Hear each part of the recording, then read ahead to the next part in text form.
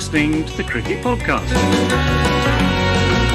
I think it was a disgraceful performance, and I think it should never be permitted to happen again. That is very good. Hello everyone and welcome to the Cricket Podcast, where we're going to be talking about day one of the second round of the T20 World Cup, where we saw the big boys join the party. We had South Africa v Australia in the morning. We had West Indies v England, which wrapped up about 10 minutes ago.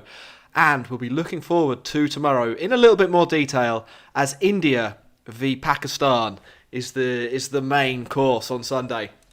Lads, I kicked off with big boys there. The big boys today didn't necessarily put on a big boy show. But we'll be getting into that in a lot of detail, talking about who played well, why they didn't play well, etc, etc, etc. I am Jack Hope. I am joined by Ross Legg up there in the top left. Ross, how are you doing with your Dave Warner tash, as Dan just said off air? Fine. England in full throttle. We're up and running, and the greatest team in the world. Yeah, well, we just rolled out the champions, didn't we? For what, 56? So. I'm in a great mood. Yep. And top right, Dan Weston. How are you doing, Dan Weston? Yeah, I am good. I'm good. A bit stunned about today's matches, so we'll get onto that in some detail, I'm sure. But yeah, good. Yeah, all good. Yeah, I wasn't necessarily stunned about the morning, but the afternoon, blimey, that was not the way I expected this match to go. I said yesterday, I think, that it was 55-45 England, or too close to call. Yeah. I didn't. Shock and awe. Shock and awe. That was literally the words I used. The prediction I said, England would shock and awe them. And what happened? Ross, you're in charge of messages quickly. Can you run through them? Yeah, if you're watching this on YouTube, like this video and subscribe to our YouTube channel. We're on the road to 10,000 subscribers, so we're on 8,500. So if you're new to the channel, welcome. Tell your friends, tell your family, tell your grandma. She'll absolutely love it. Also follow us at the Cricket Pod on Twitter and Instagram, and also find us on Patreon, which is patreon.com/the Cricket Podcast. Where you've got all kinds of different treats. You can get a hat, you can get a conversation with Jack, you can have dinner with Max. You've also got access to data. All the IPL data ever is what is available to you there. And we're also sponsored by Woodstock Cricket, as you can see in the big, beautiful logo they have. So go onto their website and use code TCP25, and you can get yourself a beautiful cricket bat. You've been really working on that ad copy. That's excellent stuff there, Ross. I've got a future in radio, mate. That's what I'm thinking. that's very good. Is this a thing? Are you still, so you can pay to have a chat with Jack or dinner with Max? Yeah. The dinner. He's exaggerated the dinner thing. That was false advertising. Outside the crack then. Yeah. Terms and conditions apply. There's some good stuff on there. Starts cheap, £4 a month, and it keeps us going. Keeps us in houses. Pays for hosting. Pays for the microphones. Yeah. Anyway, look. The World Cup's just started. We don't need a discussion about technology and various podcast costs. Ross, England. Let's talk about England first, because that's why I'm here, because I'm English. Go. What happened? Well, it was a complete masterclass, wasn't it? I mean, every single bit that was good today, it was down to Owen Morgan. It was kind of like Mahendra Singh Dhoni's. The commentary is now gone. They were just like, it works for him, it's going to work for Morgan. And then today, England were in a position where Mark Wood wasn't past fit. They saw sense and decided not to pick Tom Curran, which everyone was over the moon at. And the toss that they won was actually really important because of that, because they needed to find 5 overs out of Livingston and Moeen Ali. And they couldn't have got a better start. Moeen Ali straight in. They lost a couple of early wickets, and then somehow the West Indies decided to completely fold. And I mean, Dan, we'll probably come on to talk about intent, but this was today. Sometimes this happens, right? On a team that is fully focused around hitting boundaries. Sometimes this happens. Unfortunately for England, everything that could have gone right today went right, and everything that could have gone wrong for the West Indies went wrong in that batting innings. They were rolled out for 56, I think it was. And then England decided to shuffle their batting order to try and chase it down as quickly as possible. I think I'm of the opinion that they might as well have just kept it normal, but they lost, I think, 4 wickets with some interesting catching and interesting bowling from the West Indies and some field placements that I would never have the balls to ever do myself. And it was a great opening victory for England, especially in this group because of our beloved net run rate. So, that's where we're at. I flipping hate net run rate. We can get into that in a bit. We don't start with net run rate. You never start with net run rate. But we need to talk about the implications on the net run rate front because it's just doesn't do justice to the game. I don't think here. Dan, I have seen a lot of questions directed at you on Twitter, and we're going to address this first. West Indies, they went hard. They lost wickets. They kept going hard. They collapsed in a heap. Did they get it wrong as a strategy, and where did they get it wrong, if so? Okay, so I've been pretty vocal about this in terms of like that the intent merchants in your team and winning the boundary percentage count, and I'll stand by that.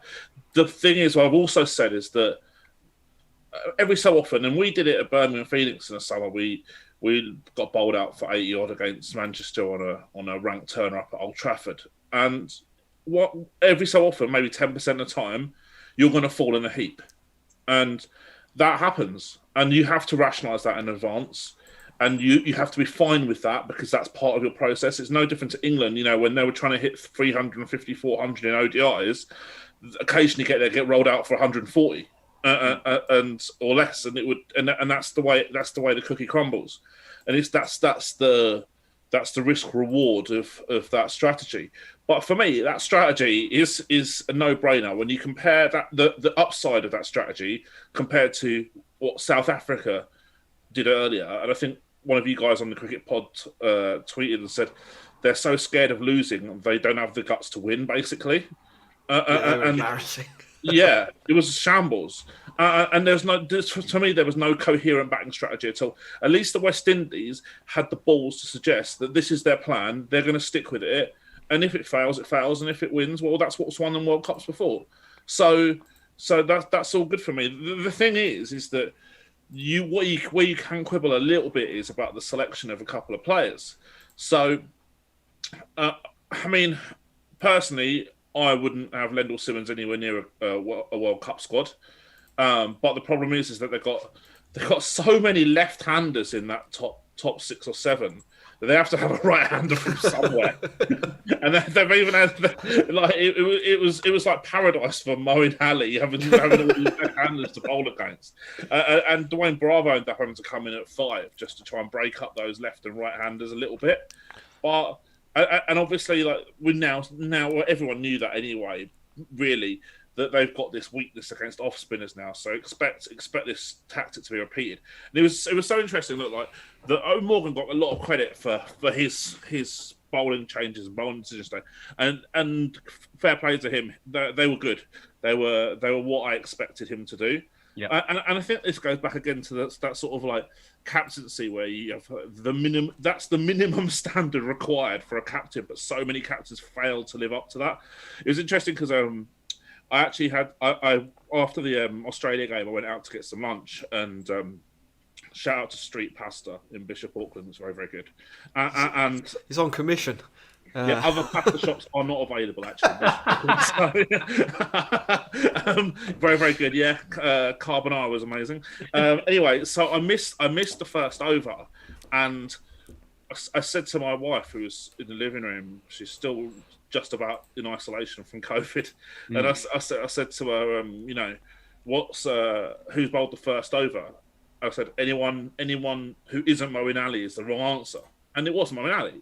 So Morgan got that strategy right, and fair play to him. And it was obviously an easy victory in the end. But what the biggest mistake for West Indies now is to abandon this strategy and to kind of basically panic and go, okay, well, we got rolled for 55, and we're not going to continue that strategy. Yeah. Can I put an alternative view across? Just a slight alternative view across there. If West Indies, they know that they have a weakness against off spin, and they know they're going to get targeted in the power play against off spin. You've talked about why Lendl Simmons is in the side as like a kind of a shield, basically, against that major weakness. But from the point of view of the left-handed batters in the top 4 or the top 5 who know that this might happen, should they maybe adjust their game a little bit and think, okay, well, maybe we will have to surrender a couple of overs of the power play here, and maybe we can't take down the off spinner and be 60 for 1 after 6, and we'll have to settle for 42 for 1. And back ourselves to clear the ropes when there are fielders back. Would that, it's a game of chicken to some extent, isn't it? Because you want to be 60 for 1 at the end of the power play, but you're also having to do that in the worst of circumstances now, because everyone knows what your weakness is and everyone's going to plan for this. Could they not have maybe scored 10 more singles at the 18 dots that Moeen bowled? Yes and no. So. I agree. Just for the yes bit, I agree with you that all good teams, and this is no different to the teams that I work with. You have to have that role clarity, and you talk about shields or almost like having the responsibilities to take down your matchup. So maybe to start the innings, you look at Simmons as a right-hander, Evan Lewis as a left-hander against Moeen Ali. You might turn around and say, okay, so you might say in advance, if you're strategizing for the West Indies, Simmons, well, that's your matchup. If they open with Ali, that's your matchup. You take him down. And Evan Lewis, if Moeen Ali does open against you, that's your job, is just to get Simmons on strike. That's how you would counter that, really realistically, and that's absolutely fine. Now, what I did, the no bit is because I got a couple of questions on Twitter. Maybe you're kind of paraphrasing them to some extent. Was about that should West Indies have tried to rotate more? But they basically picked a load of hitters who were bad rotators. So it's basically you're asking players to come in and do a job then that they're not in the team to do. That's not their skill set. That's not their dynamic. And you can maybe, what I'm sure will happen now is that they'll panic and they'll bring in Roston Chase for the next match. I like Roston Chase. I don't think he's their best T20 option for sure. But every time Roston Chase is on the field is that's a good day as far as I'm concerned. Ross, I can see you're dying to jump in with something here. What's on your mind? I just don't think they will panic. I think they're champions for a reason, right? I think they're in that piece. I don't think they're going to change the way they play, and I think there was a lot of big brain people on Twitter being just like, this is a disgrace of West Indies. How can they possibly do this? It's embarrassing. I don't think it actually is. Sometimes you got to live and die by the sword, right? Mm-hmm. And this has got them to being world champions. Half their team would easily be in the best T20 team of all time, and you're just like, okay, well, sometimes it comes off, sometimes it doesn't. Like, there's no need to panic, and I actually think this approach will actually benefit them quite a lot at Sharjah.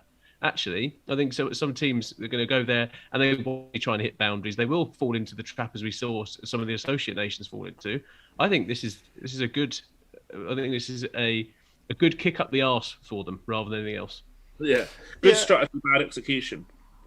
I tend to sort of agree with that. I don't think they'll panic. I think if you look at the experience they've got in that dressing room with Gale, with Pollard, with Andre Russell, with 809-year-old Ravi Rampal, a lot of those players will have been in situations like this before. Particularly Pollard, who's the captain. He's, Mumbai have pulled off a couple of last-minute qualifications.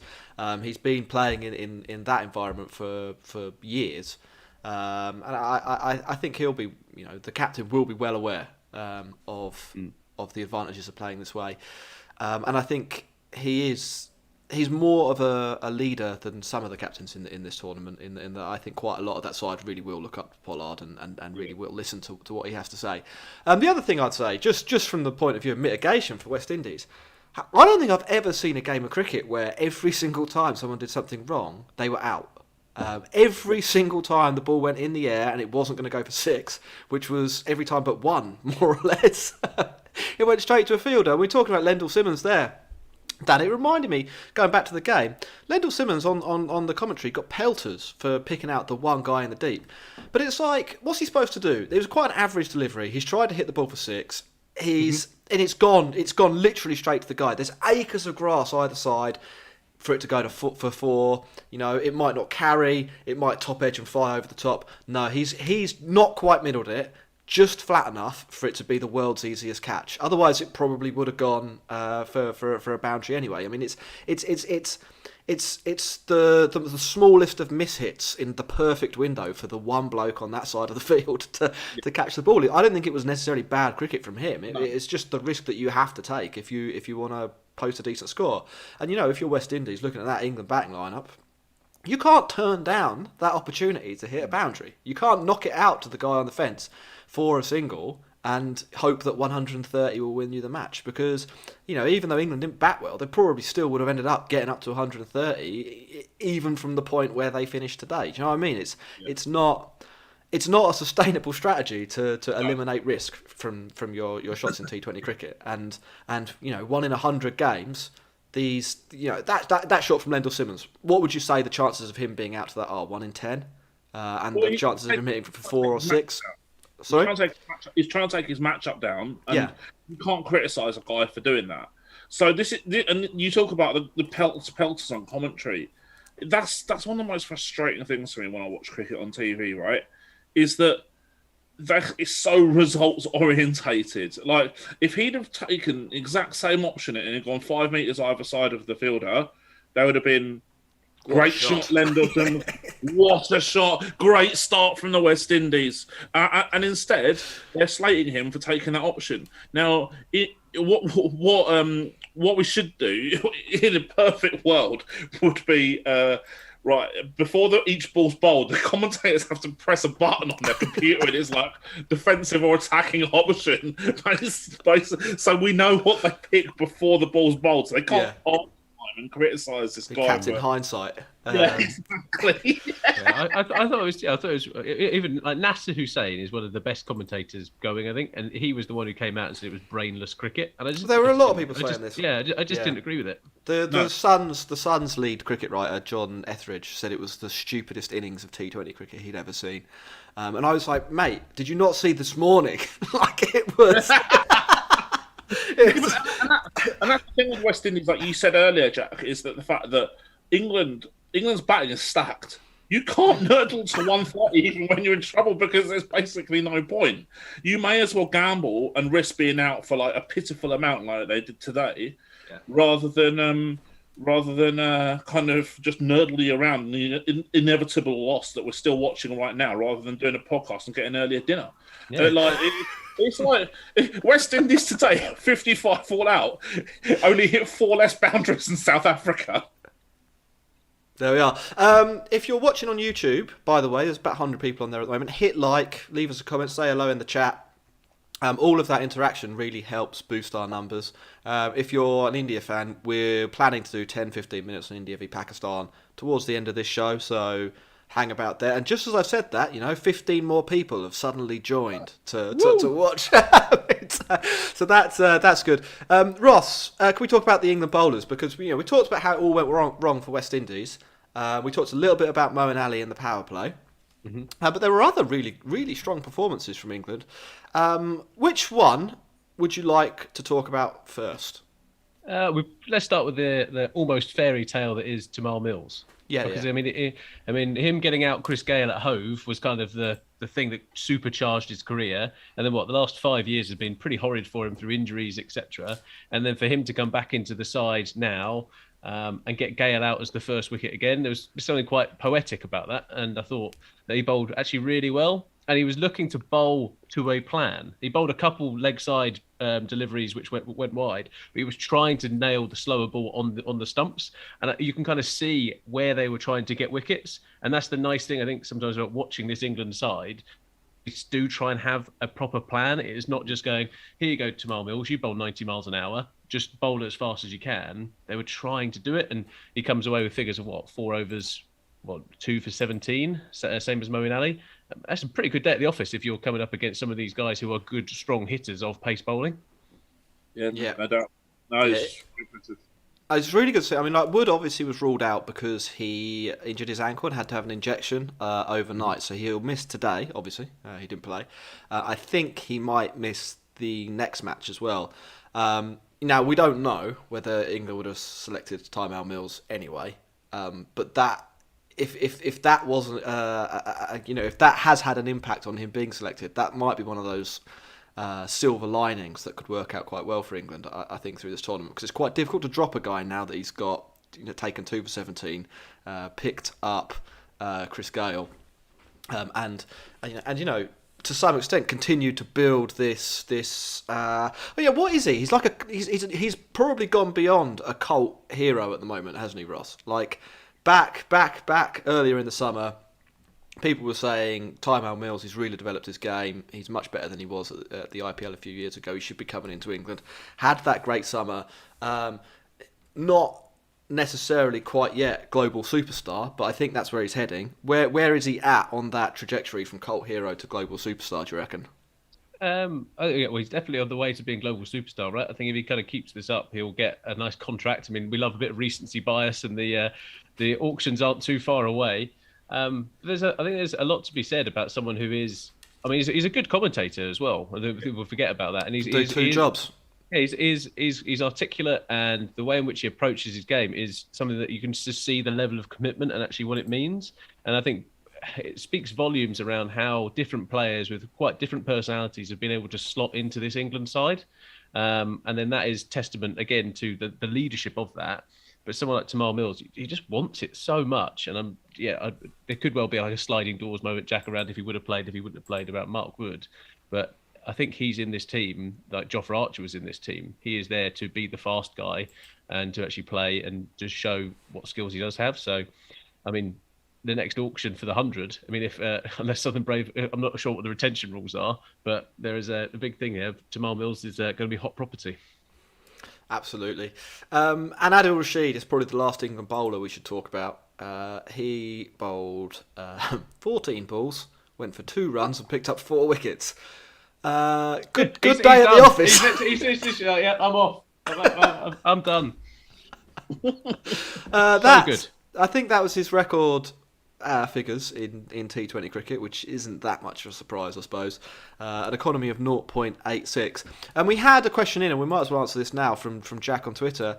Where in the rankings of current T20 spinners does Adil Rashid sit? Dad, I'm going to let you answer this one as the brain box on the pod today. It's a good question. I saw the question earlier, and it's a difficult one to answer. I have Rashid Khan as the leader by a reasonable distance. And then I think that there's guys like Adil Rashid, Hasaranga, Imran Tahir, maybe a couple of the domestic Indian players, Adam Zampa, even Matt Parkinson as well, who's I think really underrated. They're kind of all in that next grouping where there's not a great deal between, say, 2 and 10, if that makes sense. Mm. So. I mean, Rashid Khan's a genius. Hasaranga bats too. We saw that the other day. These are massive points in their favour. But I think Rashid's in that sort of next category, if you like. Genuine high quality bowler. I like him. I'd probably have him in the 3rd category overall. Yeah. So if you've got Rashid Khan in a category all by himself, I think there are some better Indian leg spinners. You're taking Chakravarti, aren't you? You're taking Chakravarti. Whatever he is. Yeah. I think there are probably some better Indian leg spinners, but I'd probably have him in the rung above Adam Zampa, which is crucial in terms of Australian relations. England batting wise, they weren't great with the bat, were they? I think they had a plan to chase it down relatively quickly. That plan wobbled a little bit, and they ended up chasing it down in 8.2 overs for the loss of 4 wickets. Joss Buttler, 24 of 22, seeing England home in the end. Ross, what were your thoughts on this? I mean, there's a question here. Was the pitch just really bad, and that's the story, or did England not bat that well? I mean, I don't know. Well, I don't really know what to make of this. Well, Well, Akash has given us a super chat, so thank you very much for that. Saying, does winning the toss give you an unfair advantage in the UAE? And that kind of comes into it around the pitch conversation, right? And there is a difficulty. Like today, the toss for England, winning that was massive for this. I'm not entirely convinced. I mean, Dan, I don't have the numbers in front of me, but who wins the toss wins the game in the UAE? Not really sure. There is that significant unfair advantage. I know a lot about this actually because obviously I've done T10 recruitment recently. So this match started at 6 p.m. local time. I think England innings was started about 7:30 local time. That's generally just before when the dew really sets in. So West Indies probably had extra benefit, more benefit than they might have anticipated when they bowled as well. Because if they'd have played like a full innings of 120 balls, they would have started half an hour later, which would have been harder for them to bowl as well. So it's the longer matches where you're going to see more of an issue with the dew for bowlers in the second innings. So, for example, a second innings that sort of starts at 8 p.m. local time and goes on not far until 10 p.m. local time. That's when you're going to see the issue with the dew. So yeah, it's something that definitely is very apparent in the UAE. In T10, about 70% of chasing teams have won in the last 3 or 4 years. So that's a big stat. I think some of the T20 leagues that have been played in the UAE as well, there's been pretty marked bias too. So yeah. I did have a quick look at this for the first stage of the tournament. I think it was an even split between chasing and defending. Now I know that matches though, like if you look at the later matches, I didn't look at it in that much detail, and it also doesn't factor in that there are some mismatches there. So Bangladesh can bat first against Papua New Guinea, and Papua New Guinea aren't going to chase that. It's 2 even teams. I would imagine there's a reasonable toss benefit. I don't think that explains 55 all out or whatever it was though. Jack, before we get into that, you love throwing out WinViz statistics when they come because the machine that they use to do that. Today they gave West Indies a 1 in 5 chance of beating England after getting bowled out for 56.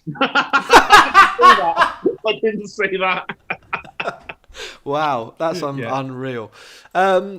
It all means, I mean, we'll do a final recap in a second if anyone has had any other thoughts. This all means that England, obviously, they topped the group with a plus 3.97 net run rate. I do want to bring this up because I don't think this was a plus 3.97 performance, to be honest. But because of net run rate being the differentiator here, it's like England have got 3 points from the first game. Is there a better way that this could be... or is there a better separator? Because that looks like incredibly brutal on the West Indies, to be honest. In a game where England were clearly going to win, they were better, but they were also 4 wickets down, and they weren't going to score 250 or whatever the run rate predicted they would do. I mean, I don't know if either of you have got any ideas off the top of your head. You could have a bonus point or something like that if you chase within certain parameters, but I actually don't mind net run rate, primarily because it's not that different to goal difference in football or whatever. And at the end of the day, these teams know in advance that that's the differentiator, so they're allowed to change their strategy accordingly to take advantage or to try and negate it. So. Because they know it in advance, they can't really complain about it. I also think if a team gets rolled for 56, you should be punished. It's just a bit something not good enough, right? I think that the punishment doesn't fit the crime, and they were literally talking about this on commentary about how West Indies would be better off just batting out the rest of their overs, because that would mean that the net run rate damage is not as bad as it could be. As an England fan, I'm all about the boundary count. All about. I think that would be a far better way of doing it, but a funner piece of cricket, I think. But we don't make the rules, Jack, unfortunately. Yeah, yet. All right. Ross Legg, Sports Administrator. Here it comes. Can we talk about England's batting then before we do move on to? Yeah. Australia? Say what you want. I haven't actually got that much to say about it. I thought they made a mistake actually changing their batting lineup. Didn't really see the point in it, if I'm perfectly honest. Like they kind of said, "Oh, you're going to come out and do it." Actually, I think in that situation, you might as well put Milan in at 3 and just carry on doing it. I didn't really see the benefit in it, but what I did like was the adaptability. I liked that flexibility of thought. I don't think they needed to go and do it, but the fact that there wasn't we're going to stick to exactly what this is, bodes well for the rest of the tournament, I hope, because Moeen Ali should be a floating resource in that team. They should have Johnny Bairstow should be a floating resource in that team. Depending on the situation, is complete dependent when they send in certain batsmen. Are you saying you're an entry point guy? I don't know what that means. Oh, so there's a new theory in T20 cricket. I'm sure Dan's ahead of the game on Not this. you. I've been talking about it for about 4 years, but yeah. That instead of having batting positions, I mean, we've talked about it loads on the show, that you have batting roles. So you have the guy that will come in to hit spin, and if the wicket falls between overs 6 and 11 or whatever, then you send the spin hitter in, and then you have the death hitter, obviously. So if a wicket falls after 16 overs, they go in. Or you have a bonus anchor, or whatever it is. You have, rather than thinking of the game as a batting order, you have Moeen Ali will do literally this job for us, and we will use him as such. But I suppose I am. I'm an entry point guy. I'm going to get there. Entry point. Here we go. The only other thing is to mention is classically Johnny Bairstow go out to a left arm spinner, but I thought Akil Hussain was good. I thought the diving catch was fantastic. Whether it was grounded or not, I actually didn't think it was grounded. I think if you pause it exactly the second, like the whole thing on the grass catches, just fucking give it out. It was a great catch. It made no difference to the rest of the game. And you got like some of the Wisden guys going, I don't think that was out. It's just like, just get on with it. As those go, I thought that was one of the most out catches that I've seen reviewed. Sometimes I think the ones in the slips where it is caught right on the marker, or it's caught right where their hands are. I think actually a lot of those do hit the ground, and it's because of the speed the ball's coming to you. You don't notice when you're taking the catch. That one though, he had it in his hand for like half a second, then he sort of rolled over, and it's like, okay, maybe a little bit of the leather of the ball touched a few blades of grass, but he's not used the ground to catch the ball there, has he? It's quite a different mechanism that has taken place.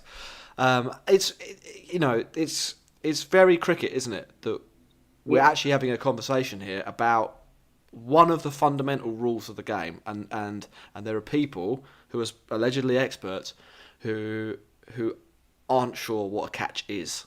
Isn't that like the same as VAR in football, where you're offside because of your finger or something like that? You can't. It's just that's not how the sport is designed to work. I mean, with the naked eye, it looked out, and you should just go with that. It's You've got to play the sport, right, as well. You can't just sit and watch the game and just be like, yeah, this is it. Like, go and play the sport. If you've played any career, if you've even come close to taking a diving catch, like there is that bit of like, where else do you want them to go? What else do you want him to do in that scenario? The guy is literally horizontal. He's horizontal. It's just like, I'd like it if he breaks his arm, thanks. It's like, no, it's an unbelievable catch. See, it was Ross, a great the problem with cricket is that there are too many good moments. And so we need to take some away. We need to... We don't want that happening all the time, do we? And speaking of which, should we talk about Australia versus South Africa? Yeah, let's get on to that. Before we do, though, if you're watching on Twitter, if you're watching on YouTube, hit like, hit subscribe, say hello to us. Road to 10k. We added 50 subscribers yesterday, so 20 days we'll be there. I think 30 days we'll be there, but it will only be through your hard work. So hit subscribe. That's the hard work you have to put in. Hit that bell as well. Tell a friend. If everybody who's a subscriber told a friend, we would have 16,000 subscribers immediately. Assuming that their friend pressed the button to subscribe too. Yeah, depending on the conversion rate. We're also on Patreon, patreon.com/thecricketpod. That is in the show notes. Hit the link there and go and get the whole history of the IPL for you to play around with. Data wise, we've got every ball ever bowled broken down by batter, handedness, bowler type, pitch, phase of the game, batter score, There's a whole load of stuff, home and away. It goes on and on and on and on and on, and you can get it for 410 rupees, £4, 7 Aussie dollars, or $5 per month. Australia v South Africa, Ross. Did you manage to stay awake through the whole thing? Can you tell us what happened?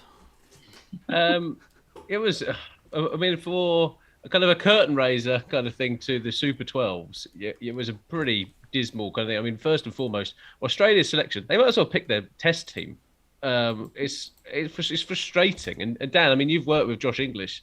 And it must be so frustrating for him to sit on the sidelines there and be like, "Oh yeah, Mitchell Marsh is the answer."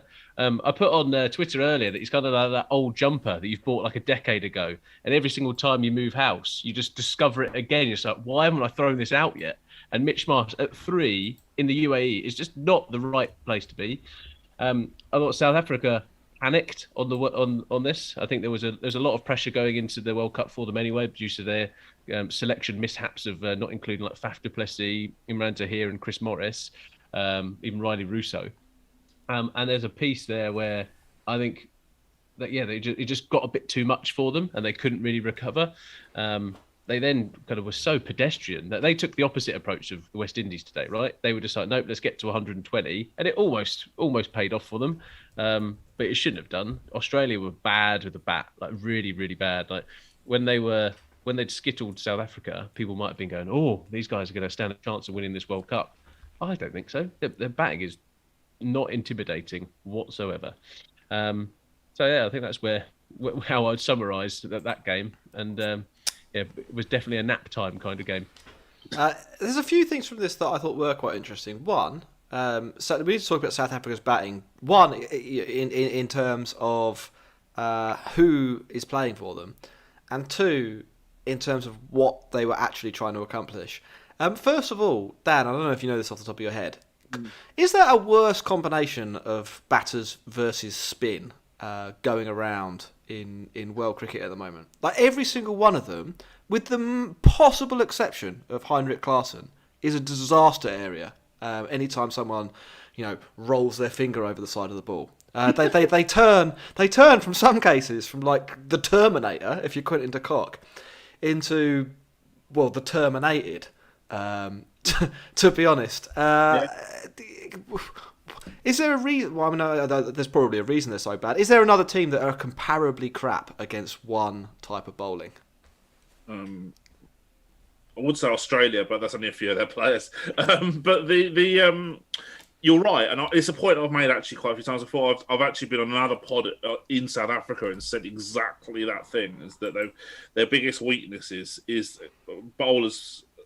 Seems to go and spin heavy against them, and it was interesting. Like we talk about like that sort of the guy who's responsible to take down that matchup. So Australia open with Glenn Maxwell in that with that kind of vision of targeting de Kock as a left-hander, and Bavuma they got the kind of bonus wicket of Bavuma instead, which kind of can happen.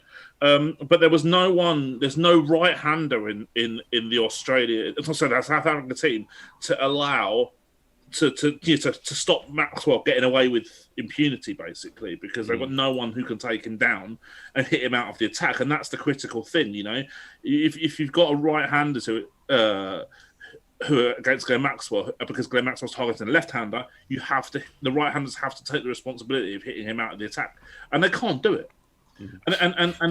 But then you look at their team and you think, how much better would this South Africa team look with Faf in for Bavuma opening the batting, then Rousseau at 3 instead of Van der Dussen, De Villiers at 4 or 5 instead of Klaasen, and Chris Morris in for Pretorius, and Maharaj left out for Imran Tahir. And you're thinking, actually now, that's probably a team that could compete for minimum semi-finals, if not better than that. But it's a problem. I mean, I just on the spin point, voluntarily made these decisions, which are not giving themselves the best chance of winning the tournament. Just on the spin point, though, I think South Africa have got a wider, probably cultural problem, or batting cultural problem in terms of how they play spin. So I had a look before this show at De Villiers and Faf's performance versus spin in the last 3 IPLs, and both of them are actually genuinely bad. Even De Villiers, we're talking like sub 1.2 runs per ball or sub 120 strike rate. They're not going to solve, if they were playing, they're not going to solve this massive issue that South Africa have here. They've also got fringe players like Yadam and Milan who are exactly the same as well. I mean, his numbers against left arm spin are really, really not great at all, and that's putting it kindly. So there's certain, if any smart team against South Africa is going to use matchup spin against them a lot. Right. Having said that, bearing in mind rather the South Africans know that they're bad against spin, or they should know that they're bad against spin. Why did they play Josh Hazlewood the way they played him? You know exactly what he's going to do. He's going to bowl 20 balls just back of a length at pace. How are you in a situation where after 2 overs he's taken 2 wickets for 2 runs, including a wicket maiden? Ross, what's the thinking there? Well, I think in that way, one, Josh Hazlewood is a good player. He's now a CSK IPL champion, so it's not to be underestimated here. But there is a piece where I think de Kock plays that kind of bowling quite well, because he's kind of adapted that kind of paddle sweep. I mean, it got him out today because he was probably the most unlucky batsman I've seen in a long time, and then had no idea where the ball went. They were trying to play like proper cricket. Like Rassie van der Dussen was just like, no, I'm going to look good here and do that, and snicks off. They need to just be a little bit more inventive. Like even the associate nations and the emerging nations are going out and actually trying to score in different areas. South Africa seemed to be trying to score through cover, and it was just like, guys, they've got no one back at fine leg or third man. Use the bounce and flick him over the keeper's head. And I know it's easier said than done, but that is where cricket has now gone to. I mean, Tilakratne Dilshan was doing it a decade ago. Like, boys, come on, catch up. So. Yeah, they're an odd team, South Africa. I also didn't get where they were going with their innings as well. I actually had a look at the numbers for this. They batted, I reckon, from the point they were 4 wickets down to try and get to 120. In the history of the T20 World Cup, 189 games, 4 teams have won with scores under 120 that haven't been rain affected. There have been 39 matches that have seen the team batting first score sub 120. So, even if you just look at that, you've got a 10% chance of winning if you post 120 or less. Just by getting to 130, you're talking 30% plus. Yeah, Australia team that bats deep and has a lot of players with high balls per dismissal counts. Yeah. Can we talk about the Australian selection? Because I'm actually a little bit more positive about this than I think you are, Dan.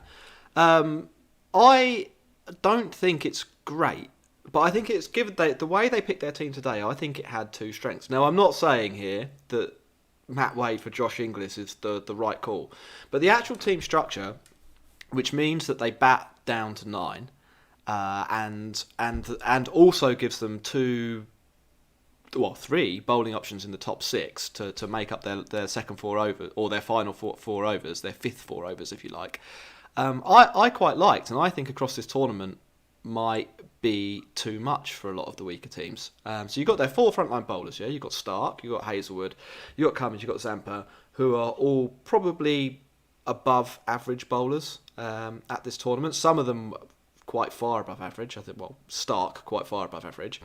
And because they have Stoinis, because they have Zampa, and because they have Marsh in that top 6 that all can bowl, I think they have a few different options and a few different matchup options that mean they can squeak through those 4 overs. And because they bat deep, it means like in games like today where a bunch of quite poor Australian batters didn't get very far, they still had a chance to win the game until really, really deep into the match. So I think that would be too much for Bangladesh. I think it would be too much for Sri Lanka, and I think it would be too much for the West Indies, or could be too much for the West Indies as well. I'm not so sold. Okay, so yeah, the bowling options in the top 6 are never a bad thing. We spoke about that a lot before. Maxwell, as we also spoke about in the IPL, bowls extremely serviceable match-up spin, and we saw that again today. His numbers against left-handers are really good. And also, but the other, then you look at it and you think, I wouldn't fancy looking to try and manufacture 4 overs out between Marsh and Stoinis. You need Maxwell to bowl. You absolutely need Maxwell to bowl. but you could get 2 out of Stoinis. Sorry? And against a team of right-handers, he can't bowl. And Stoinis, I'm not sure he's fit to bowl because he didn't bowl in since he came back in the IPL. That's a fair point, yeah. I mean, assuming he is, though, Stoinis has, and I looked this up as well, has a really good record, middle overs against right-handers. He dovetails really nicely with Maxwell across the innings. I mean, the problem may be that they'll almost always have to bowl at least 1 over of Maxwell up front, in the power play to take the pressure off slightly later in the innings. But Stoinis, we're talking. I mean, he's not God in the middle overs. Let's be clear here. But we're talking, a sub 130 strike rate when he bowls in the middle overs against right-handers. So he has a use, and it's the exact use that you can't use Maxwell for. I've got no dramas with the Stoinis pick at all, and I tweeted earlier, and I was quite strong, very direct about the fact that I think Australia made a massive mistake with their selection by not picking Inglis. Now, the Maxwell and Stoinis selections, I've got obviously Maxwell we can't argue against. And I tweeted and I said, this is, with the exception of Maxwell, I would recruit Inglis as much of a priority far ahead of any other Australian batter. Stoinis you have in for balance, that's absolutely fine if he can bowl. No dramas with that whatsoever. Although I do think he's probably best as an opener, despite his self-proclaimed desire to be the best finisher in the world, which I think he's got a long way to go to achieve. But the problem with this Australia team is against South Africa, who hit 118, that's not a problem for them, right? Well, it almost was a problem, but it shouldn't have been anywhere near a problem. But they're not going to face teams who target 120 as some viable defending score against them on a regular basis. They're going to run into teams like England and India eventually who will try and hit 180 against you, and then good luck with that with this team. So I had a look at their squad data from 2020 onwards, the start of 2020 onwards, and it's not pretty. It's not pretty at all. Warner, strike rate of under 130. Finch, strike rate of under 130. Smith, strike rate of 130. Marsh, just above, and very poor against spin. Good pace hitter, weak spin hitter. Now, that top 4 is, in my view, currently considerably below average at this standard. And that is a big problem. And I call these guys legacy picks. Guys who they've been around for a while, so we've got to give them one final tournament to see them off with it, because you can guarantee if Australia go and plummet and don't get through to knockout stages, all these guys will be gone probably. But it should be gone. They should be gone to full storm side. You cannot tell me with a straight face that the current versions of David Warner, I mean, David Warner scored 40 or 50 balls. That's about his top score for months. Look, Aaron Finch has not done it in the last 2 years at all, right? And Steve Smith is a defensive T20 player. Marsh has got weaknesses against spin. Wade, well, he's done well opening, but 7? You're telling me that Josh Inglis can't do that job? No. And people say, well, if you say, well, you need a left-hander for Wade, well, Josh Inglis is one of the best players in the world. The ball turning away from him as a right-hander. So basically, he's a bluff left-hander anyway. So it's embarrassing, the fact that this guy is like patently a top-quality player. And yeah, people can throw bias that I'm biased towards him because I recruited him for Leicester. Well, I recruited him for Leicester because I knew he was good. It was like it wasn't like I would have had the same view before he played for us as I do now.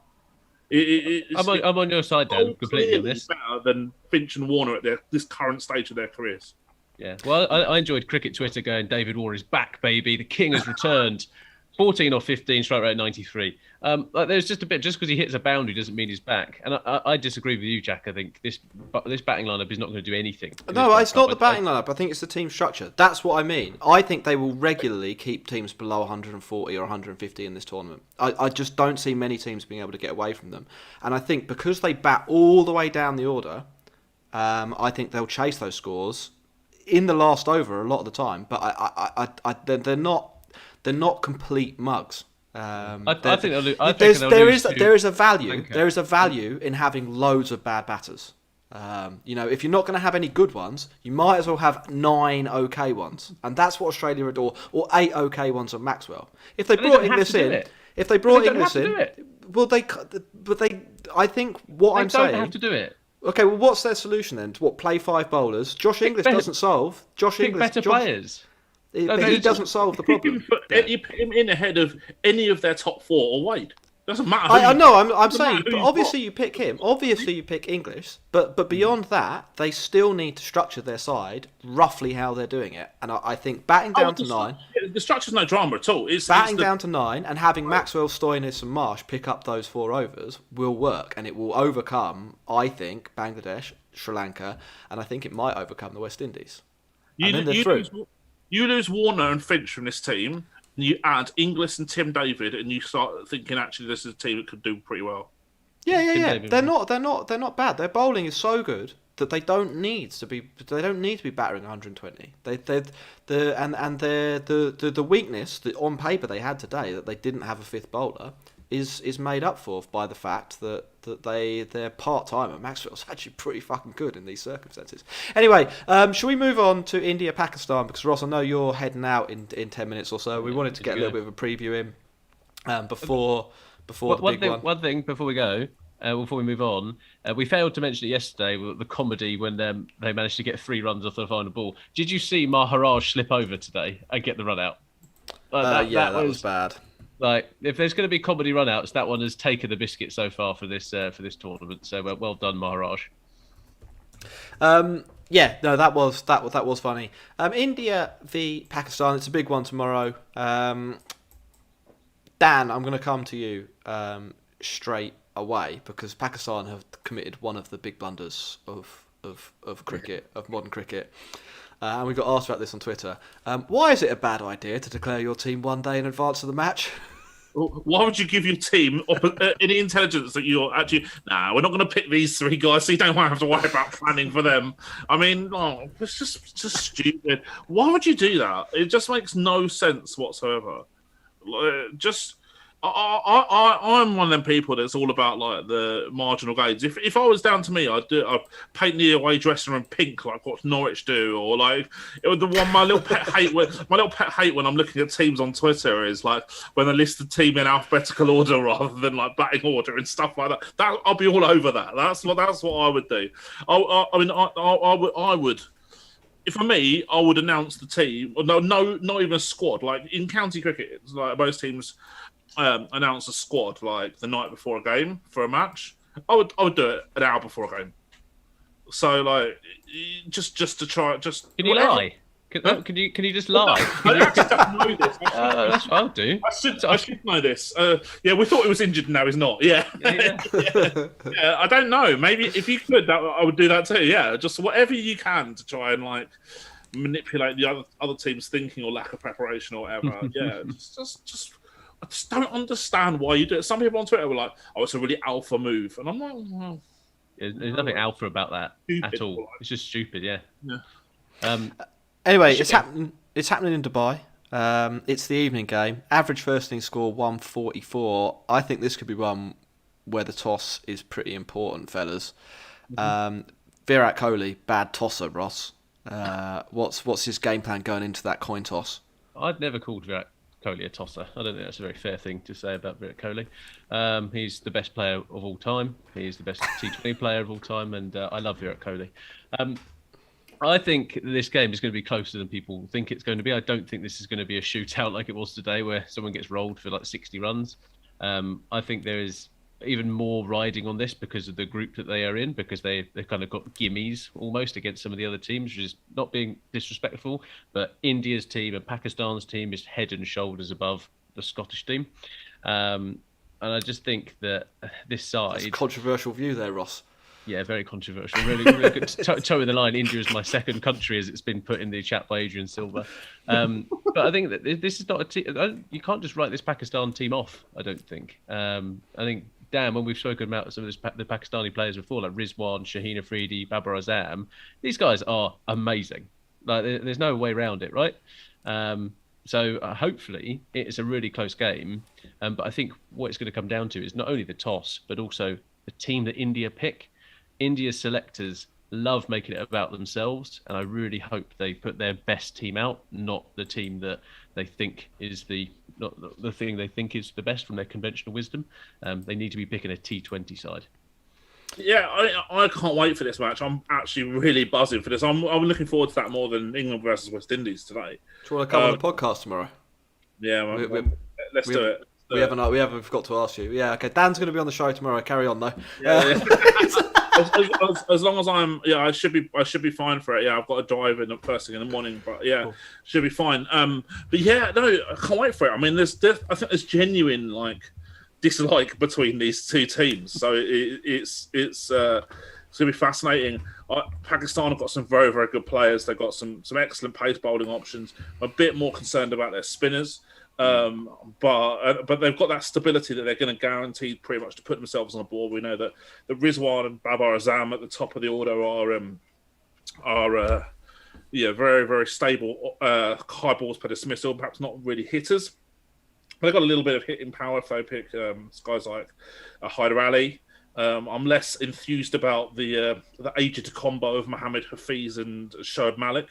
And Pakistan will be hoping that they don't get the CPL version of Shoaib Malik, who had, I think, pretty much the worst stats of any player in any tournament I've seen for years. So, let's see. Azam Khan should be there. Justice for Azam Khan. He should be there. Intent Merchant, big fan of Azam Khan.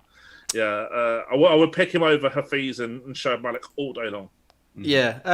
Fellas, we talk about routes to victory on this podcast quite often. Particularly when we talk about T20, where you can look through sides and be like, well, there's a big weakness with batting against spin here, or there's a very good pace bowler here. I was looking through both probable 11s or both probable 13s here. I reckon there are more ways to victory for India than Pakistan. I mean, India, I think, on paper, have a better spread of players. They're better in more areas than Pakistan. But Pakistan do have some pretty talented guys, don't they? I'm looking here particularly at Shaheen Shah Afridi. I think he's a potential real difference maker. And you mentioned Rizwan and Babar Azam as guys who can make sure you get 140 to 160 on the board. Dan, the one thing that I'm looking at their side, and I'm thinking if they had this, then they would be a real challenge for India, is hitting. Is there anyone in this side that I'm overlooking maybe that could be a brilliant number 5 for them and take a 145 score to 165 or a 155 to 175 in the last 2 or 3 overs? Yeah, I don't know if he'll play, but I'm a big fan of Hyder Ali. Although he's not really necessarily that hitter in terms of like a finisher. He's a hitter, he's not necessarily a finisher. I actually think that his best usage, we talked about entry points earlier, his best entry point would be around the fifth over onwards, if you like, first wicket down after the 5th over onwards. He's an excellent player of spin. Has a bit of a weakness against pace, although, albeit in domestic cricket in Pakistan, the quality of pace that he's facing is generally pretty high. But yeah, he's one. Justice for Azam Khan, as we say as well. I mean, he'd be useful too. And there's a couple of others. I think is it Sahib Maqsood who's injured at the moment. His numbers in the last PSL were really good as well. Cool, Ross. One for you. You talked about selection a little bit. Mm-hmm. Bearing in mind the magnitude of the occasion, is there the potential that India pick the players that probably deserve to have played Pakistan more in their career than the players that might be best to beat them tomorrow? Big time. I think. I'm thinking here. Ashwin over Chakravarti. Yep. Even Rohit Sharma over Ishan Kishan as potential selections that owe more to the emotion of the occasion than the chances of you actually winning on the day. Yeah, I think so. I think it's such a massive game. I talked about it yesterday, saying that I think sometimes being able to handle the emotion or channel the emotion of this game is massive. But there's also a bit around, I won't be surprised if India go back and pick that T20 side in the first T20 that England played in India. and then they got beaten in that, and then they were just like, oh, actually, we should pick our proper team who are actually amazing at T20 cricket. So I think you're right there, Jack. I think there is a bit of who has credit in the bank, who's part of the boys' club, and I still think India are a little bit shackled by that. They could be absolutely amazing this T20 World Cup. They could just rinse everybody. It could beat England easy if they pick the right 11. But I'm just not sure they're going to do it. I actually do have to go now. So cool. We're going to wrap up with one last question. Dan, you CC'd us into this on Twitter. It's from Jimmy Burgess. I wanted to get to it, and this is about this will have an effect on tomorrow. Given the scores are looking likely to be on the low side, based on what we've seen so far, will that diminish the importance of boundary count in your opinion, or make it even more important? So if you can summarise that in 30 seconds to a minute, then we'll wrap up so that Ross can head to the pub. Yeah, it's irrefutable that no matter what the conditions are, the team who hit the most boundaries win. Dot ball avoidance wins matches far less than the boundary hitting. If we look at who has the most dots or the fewest dots in a match, no, it's just as important basically. And I think that these matches that have been played at the moment, they're just. I mean, West Indies is a freak instance. I'm pretty sure of that. The South Africa-Australia was a lack of intent that I think that most people probably who have some kind of grasp of stats would have worked out was fairly likely in advance with two bowler-heavy teams as well. So it shouldn't have any influence on tomorrow, I don't think. Or it shouldn't, in theory, do anyway. Cool. All right, we're going to wrap up there. We're sponsored by Woodstock Cricket, which is over there as I look. We're on Twitter and Instagram at The Cricket Pod. We're on Patreon, patreon.com/The Cricket Pod. Go and click all of those links in the show notes right now. Ross, any final words from you? I cannot wait until tomorrow. And I don't think you should write the West Indies off at all. I think they'll come roaring back. I don't think there's a chance there. So this is set up to be a bloody good World Cup. Cool. And Dan, any words from you? Yeah, boundary hitting, keep the faith. Yeah, and finally, Ross, we're thinking. I don't know if this will actually happen. This is a potential spoiler or a potential tease at the end of the show. We were thinking of a watch along for the second innings of tomorrow, weren't we? We were. It might not be the whole second part of the second inning, but maybe we'll if it's close, we'll see what's going on. Yeah, well, so pay attention to our YouTube page. Hit subscribe, hit that bell, and if it happens, you'll be notified. Thank you very much, everyone, for watching, for listening. Goodbye. See you later. Cool.